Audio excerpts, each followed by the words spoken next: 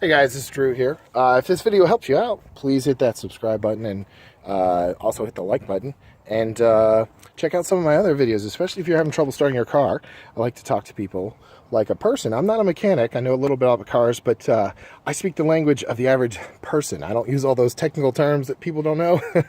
So today we're going to talk about your car not starting. Is it your battery? And what could be the issue with your battery?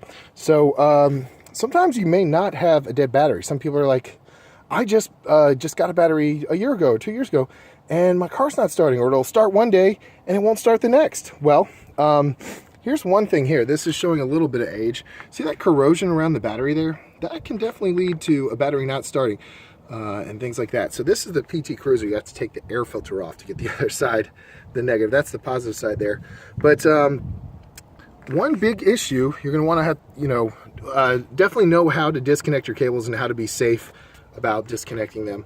But this cable's fairly firmly on here. The battery's loose, but the cable is on firm. So if your car is starting intermittently or sometimes even stalling out in traffic, you might check your battery cable and make sure that these clamps are tight enough. I did some work on the car myself, and when I was doing the work, I didn't tighten that battery cable. And the battery cable was on there, but it was loose. So I'd be driving along and I'd hit a bump, and all of a sudden all the equipment in my car would beep and act like the car was about to stall out. Well, that was because I didn't tighten the little thing there. It actually has to be snug against that. It can't just be fitted on there if you want a solid fit. So that's something you should look at. If you've taken your car to a mechanic recently and they've done some work, they may have disconnected that battery and they may not have tightened the clamp on there. So that's a little something you should know. Like I said, if any work's been done on your car and you're having trouble starting the car, or it's stalling out every now and then and all your equipment, all your lights go on while you're driving, check that battery. Let's go over to the Tahoe here where you can see the battery a little better. Okay, so we're over here. Now this one has the clamps on the back. I don't like that, but but anyway, if these are loose, you're gonna have problems starting. Another thing I do, guys, is when I get a new battery, I put the date right on the battery, even though it'll have usually on the battery, this says 7/16 there, but guess what? That's not when I bought it. I bought it in 8/16, or I installed it on 8/16. So this battery is only a month old. If you're also buying a battery in the store, you want to make sure that you get one that has the date closest to when you bought it. See how I got those a month apart? You don't want one that's going to say 3 or 4 months. So if I bought this on 8/16, I'm going to try to want to avoid the one that's been there since 5/16. Because, the battery probably has lost a little of its life sitting on the shelf. It can be recharged, but, you want to get a fresh battery. So anyway, I always take an indelible mark and write on it. Never hurts. That way hey, that battery's over 3 or 4 years old. Maybe that's my problem. You always want to try to charge your battery first before just throwing it out and getting a new one.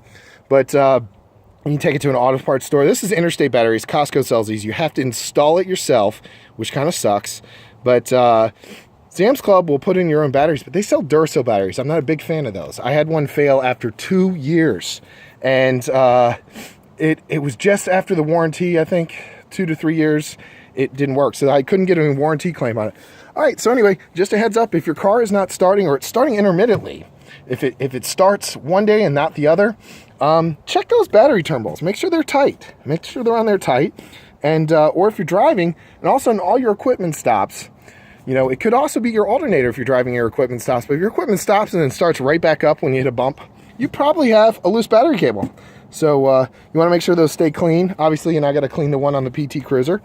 But just a little heads up here as to why your car may not be starting, or sometimes your stuff will work and sometimes it won't. This is one of the main things to check. All right, guys. Well, thanks for watching. And if you're one of my regular subscribers, I thank you. You guys are awesome. I'm almost at 5,000 subscribers, and that is just something I would not have imagined like 3 or 4 years ago when I started really doing this channel in I think it started in 2014 or something like that. Can't even remember where I started, but you guys are what make this channel happen. I really appreciate it. You can always ask me questions, and if I'm available, I'll try to answer them for you.